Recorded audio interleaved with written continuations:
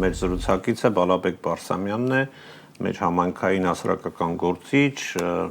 նախկին հեռուստամեկնաբան եւ նաեւ ազատամարտիկ։ Ողջույն։ Բարև։ Շնորհակալ եմ, որ եկաք, պարոն Բարսամյան։ Շնորհակալություն Եվ թերևս վերջից սկսեմ ազատամարտիկից։ Գիտեմ, որ դուք մասնակցել եք Արցախյան առաջին պատերազմին եւ երկար մի քանի տարի նաեւ բանակում եք եղել։ Հիմա կարծես թե հայաստանյան ընտրությունները կառուցվում են այդ խաղաղություն, պատերազմ, այդ երբեմն նաեւ կեղծ թեզի վրա, ինչ տպավորություն է այն քաղաքականությունը, որը որդեգրել է Նիկոլ Փաշինյանի ԿՊ-ն, օրինակ թուրքերին գցնել, ադրբեջանցիներին գցնել, կատարել իրենց բոլոր ասածները, պահանջները, միայն թե այսինքն իրեն գոհ մնան եւ պատերազմ չլինի, այդպես հնարավոր է։ Արթուր, շնորհակալություն առիթի համար, կրկին ողջունում եմ բոլոր գործընկերներին եւ մեր լսարանին։ Արթուր, պատերազմ միայն ռազմական գործողությունները չեն։ Պատերազմ հասկացողությունը ինքը լայն ասպեկտ ունի, այսպես ասեմ։ Քանի մեր գերիները այնտեղ են, մեր հայրենակիցները գտնում են Բաքվի բանտում, քանի մեր թշնամի երկրի զինվորները մեր սուվերեն տարածքների մեջ են, քանի մեր թշնամի երկրների ղեկավարությունը թելադրում են մեր ցավոք սարդե մեր երկրի ղեկավարներին օրակարգ են թելադրում մեզ,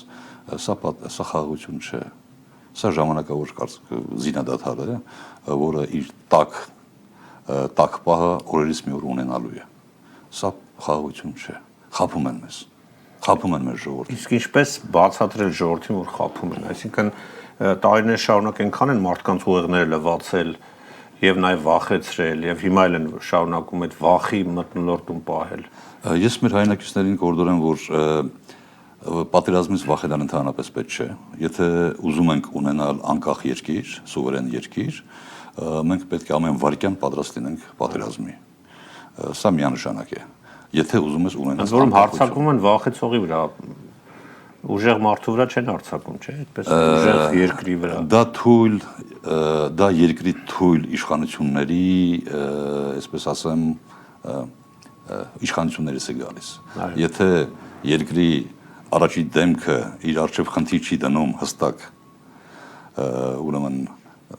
հարաբերվելու հարևանների հետ, բարեդասական հարաբերություններ ստեղծելու ուժային կառույցների հետ եւ այլն, վախկոտ մարդը է դա լինում եւ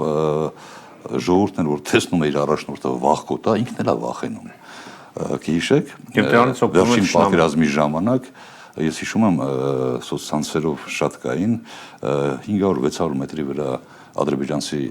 զինվորները գալիս էին, ասում էին վեր կացեք հանձնվեք մեր զինվորներին, մեր զինվորները զինաթափվում են, զենքը թողում են վեր։ Դες բան չի կարա լինի։ Սա վախն էր, հենց այդ վախը առաջի դեմքից գալիս է տարածվում միջով զինվոր չէին զգում, չէ՞, այդպես է։ Երբ որ թիկունքը տապով չի, դու չգիտես ումից վախ։ Երբ որ թիկունքը տապով չի, երբ որ հրամանատարդ վախկոտ է, երբ որ երկրի ղեկավարը չգիտի ինչ անի, բնականաբար պանիկան լինելու է միջով զինվորը խրամատի մեջ կանգնած։ Դրա համար մի օր առաջ պետք է չանփոխություն արվի։ Մի օր առաջ պետք է բերվի լուրջ ուժեղ առաջնորդ, որը կազմավորի ուժեղ թիմ, որը կազմավորի ուժեղ բանակ եւ ամեն ինչը այսպես ասեմ, այս վատերազը կանցնի։ Եվ ուսամ դա հերու չէ, ընդամենը 1.5 ամիս։ Եվ ուզում եմ Սփյուռքի մասին խոսենք, պարոն Բարսամյան, դուք երկար ժամանակ նաև մասնակցել եք Սփյուռքի տարբեր կառույցների, այսպես աշխատանքներին, լավ տեղյակ եք մեր համայնքում եւ միգուցե մեր համայնքից դուրս նաև, թե ինչ է կատարվում։ Եվ այսօր քաղաքական ուժերը, ովքեր որ հայտ են ներկայացրել մասնակցելու խորհրդարանական ընտրություններին, այս կամ այն կերպ բոլորն էլ ինչ որ կերպ շոշափում են։ Ես լսում եմ, կարդում եմ, Սփյուռքը պետք է միավորվի, չգիտեմ, մեր Սփյուռքը պետք է ներգրավի, բայց կարծես թե մեխանիզմներ չեմ տեսնում։ Դուք ինչ տպավորություն եք ստացել։ Այսինքն բոլորը կողմ են, որ Սփյուռքը պետք է մասնակցություն ունենա հայաստանյան կյանքին, բայց ինչպես դրա մասին չեն խոսում, թե միգուցե խոսում են։ Արթուր վերջերս տեղի ունեցավ Ֆրանսիայում այո, Փարիզում համահայկական, բայց դա Սփյուռքի նախաձեռնությունն էր, այո, որը որ ողջունել էր, անկեղծ ասեմ, ես այնտեղից սպասում էի հստակ product, ինչ ասեմ կուզում, հստակ ճանապարհային քարտեզ, ժամանակացույց, դերերի բաշխում եւ այլը, բայց չէ, ասենք մեկ հանդիպման եկեք այսպես ձևակերպենք կամ միասին մտորենք։ Երբ ասում ենք սփյուռքահայություն կամ սփյուռքահայ, մենք հասկանում ենք հայ մարդը դեմք, իր դեմքով, իր անունով, իր հասցեով, որ ապրում է հայրենիքից դուրս։ Ինչ ասել է սփյուռքը։ Մինչով օրս, երբ որ ուզում էին սփյուռքի հետ, ասենք Սփյուռքում, երբ որ ուզում էին քաղաքական ինչ-որ մի գործառույթներ իրականացնեին, թակում էին հայդատի գրասենյակների դռները, չէ՞։ Եթե ուզում էին կրթական կամ մշակութային, ուրեմն համազգայինի դռները։ Երբ որ ուզում էին սոցիալական կամ այս կամ այն խնդիրներով հայ օգնության միության, եթե մարզական կամ սպորտային հոմենտմենի, հայ մարմնակրթական ընդհանուր միության։ Այս բոլորը դա հայ հապողական դաշնակցության ենթակառուցվածքներն էին։ Այսինքն միջով օրս մենք հասկացել ենք Սփյուռքը դա ավանդական կուսակցություններն են, հայնակցական միություններն են։ Բայց շփվելով եւ եկեղեցին իհարկե, եկեղեցին ամենակարևորը, բայց շփվելով Սփյուռքի հետ կամ որի ցուցիչը, վառ ցուցիչը եղավ հենց մեր պատերազմների ժամանակ ինչ ինքնաբուխ ձևով ինչպիսի հայություն ոտքի կանգնեցին, ինչ երիտասարդություն ոտքի կանգնեցին, մենք տեսանք, որ բացի ավանդական կուսակցություններից եւ հայնակցական միություններից կան ավելի մեծ, բավականին մեծ ուժեր հայերից բաղկացած միություններ, այսինքն Սփյուռքի դեմքը փոխվել է։ Անդրադառնալով ձեր ավելի մեծամասնություն է, մենք միջով չձևակերպենք մեր մեջ Սփյուռքը ով է, Սփյուռքը ինչ է, հասկանում ես, մենք չենք կարող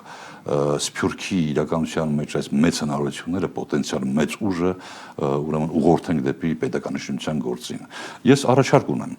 անկեղծ դա իմ անձնական առաջարկն է։ Ես կարծում եմ, որ Սփյուռքը պետք է սփյուռքահայությունը պետք է ընտրություն անի, վերկուսակցական բան եմ ասում, հա, իր խորհուրդը, ազգային խորհուրդը ստեղծի։ Ազգային խորհուրդը այս ընտրություններ ասածս դա արդեն զորաշարժ է իրանից ենթադրում։ Գետնի վրա, երբ որ արդեն ընտրությունների ես պատրաստում, ընտրությունների ես մասնակցում, սա արդեն զորաշարժ է։ Թե արդեն հասկանում ես ինչքան հայություն ունես, ինչպիսի հայություն ունես, ովքեր են եւ այլը։ Ես կարծում եմ, որ ինչ ասել է ազգային խորհուրդը։ Այսինքն խորհուրդ, որը որ ներկայացնում է ամբողջ Սփյուռքին։ Եվ որ Սփյուռքի հետ գործ ունենաս, աշխատելու է որտեղ Հայաստանում։ Արդեն ունեցանք, եթե ունենանք մարմինը,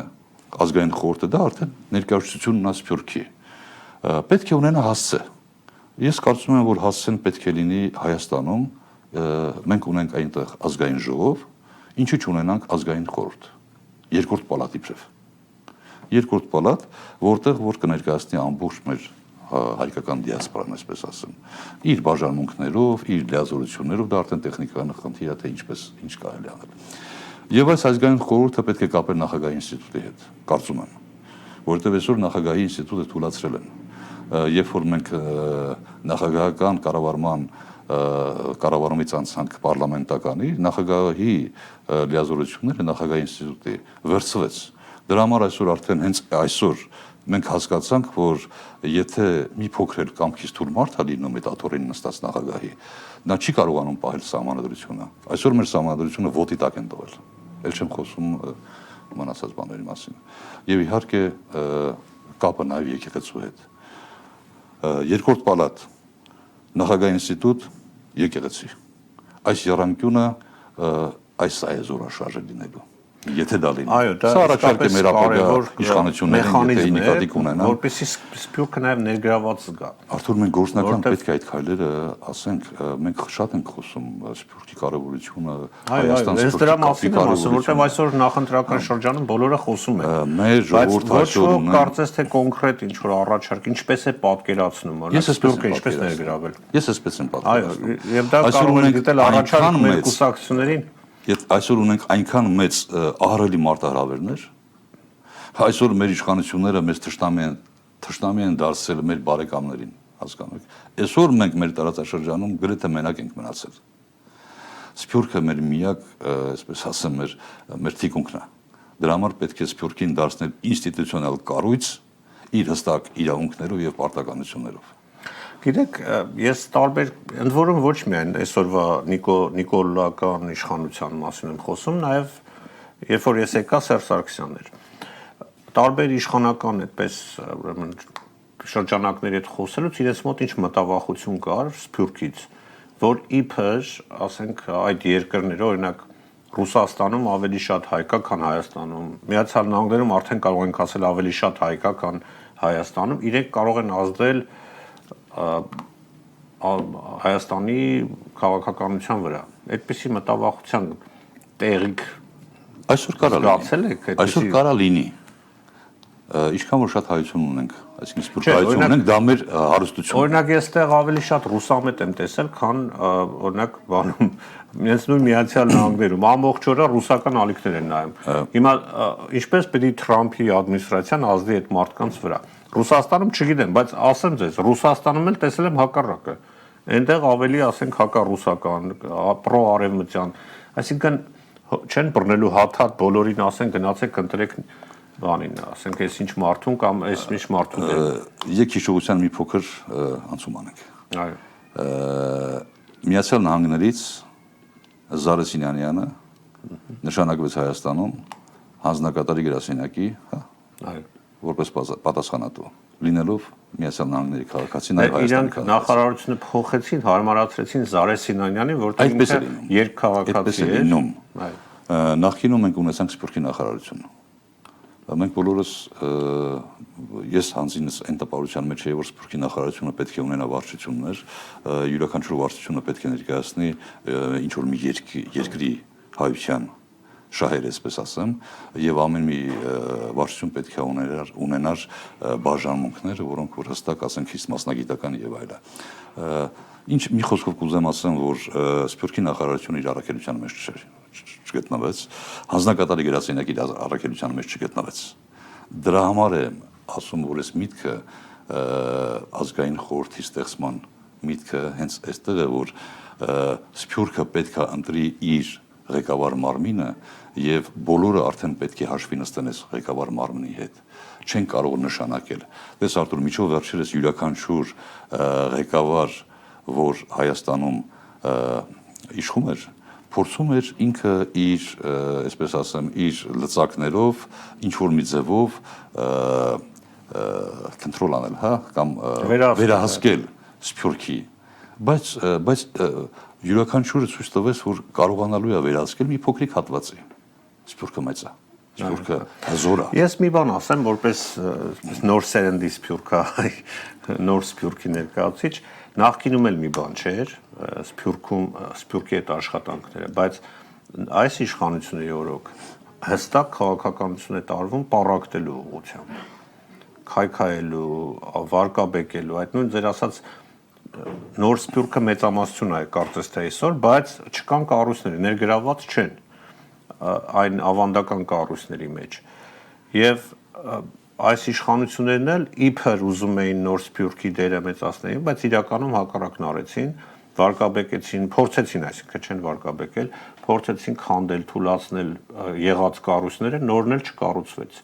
Հիմա Սփյուռքում ինչ գործընթաց, բացի այդ հայաստանյան կյանքին մասնակցելուց,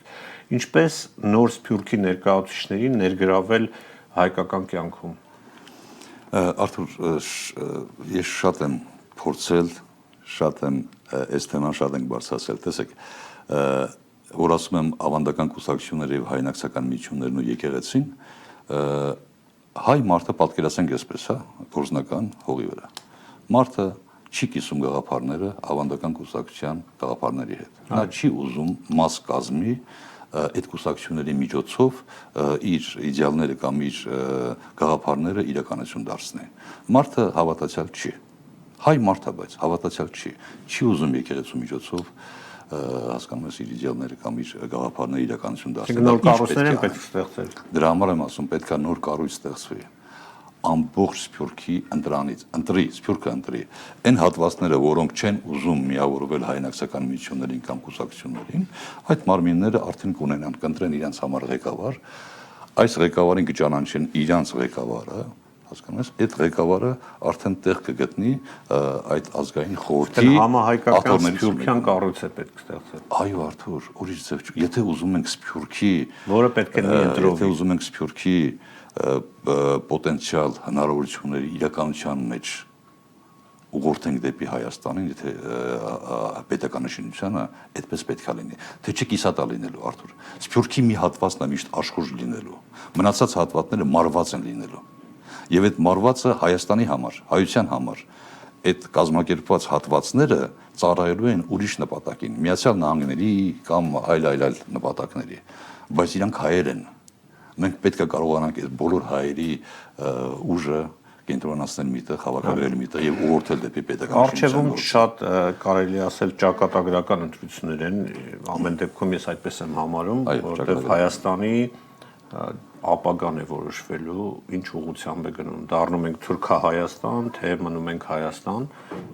իմ կարծիքով այդպիսի ծանրակշիռ հարց է դրված եւ մեր ժողովուրդը պետք է լուծի։ Այսօր դե իհարկե մենք ժամանակ չունենք այդքան կառույցներ ստեղծելու, այսինքն դրա համար տարիներ են պետք, բայց այսօր ինչ կարող է անել Սփյուռքը, որպեսզի մեր հայրենակիցները ճիշտ կողմնորոշվեն եւ այն վտանգները, որ շատերս նկատում ենք, իրականություն չդառնան Հայաստանում։ Արթուր, մենք բոլոր քարոզչական մեքենաներով պետք է ուղղակի պրոպագանդենք իրականությունը այսօր Հայաստանում ինչ է կատարվում, քաղաքակրթական պատերազմը այսօր Հայաստանում, սատանայի եւ Աստծո պատերազմը այսօր Հայաստանում, Հայկի եւ Բելի պատերազմը այսօր Հայաստանում, Հայկը պետք է հաղթի, Աստված պետք է հաղթի, այսպես ասեմ։ Թուրքացնում են մեզ, տարածաշրջան ուզում են նվիրել Թուրքին։ Ես հասկանում եմ, որ շատ հայրենակիցներ ունենք, որոնք շատ են այցելել Թուրքիա, հասկացել են, տեսել են ինչ հզոր երկիր է, ինչ ցիվիլ երկիր է եւ այլը,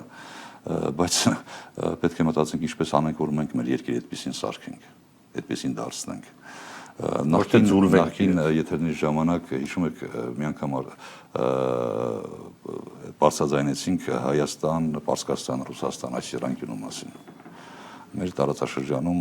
մենք ունենք հարևաններ, տեսեք Պարսիկը, Պարսկաստանը, Իրանը ինչ արեց։ Մի ամբողջ Միացյալ Նահանգներին ու Իսրայելի բանակի հետ, ասեց դուք հաշվի նստեք իմ հետ։ Ռուսաստանը ինչ արեց։ Ամբողջ մի ՆԱՏՕ-ի բանակին ասեց հաշվի պետք է նստես իմ հետ։ Մենք այսօր ունենք այսպիսի հզոր հարևաններ, ինչ եղավ, ինչ չեղավ երկրորդականը, մենք պետք է նայենք վաղվա օրվա մասին եւ մեր հարևան տեսանք Ադրբեջանը Թուրքիան մեջքին կանգնելու։ Այո, բայց միաժամանակ ուզում եմ պետք է հորդորենք նաեւ, որ եթե այո, մեր հարևանները կարևոր են, բայց նաեւ կարևոր են ամբողջ աշխարհի հետ շփումը, նույն Միացյալ Նահանգների, նույն Չինաստանի, նույն, չգիտեմ, Եվրոպայի հետ, որովհետև մենք ունեցել ենք ժամանակներ, այսինքն լավ լինել Իրանի հետ կամ Ռուսաստանի հետ չի նշանակում վատ լինել Միացյալ Նահանգների հետ կամ Եվրոպայի հետ։ Սրա մասին է Արթուր, մենք գտնում ենք, որովհետև իդեպ էլ եմ ասում, օրինակ Միացյալ Նահանգներում Հայաստանից շատ մարդ է ապրում։ Մենք այդ Սփյուռքի մասին մտածենք։ Ռուսաստանում Հայաստանի շատ, այսինքն այդ ինձ համար միաժամանակ անընդունելի են օրինակ այն մարդիկ, որոնք գտնելու համար Ռուսաստանին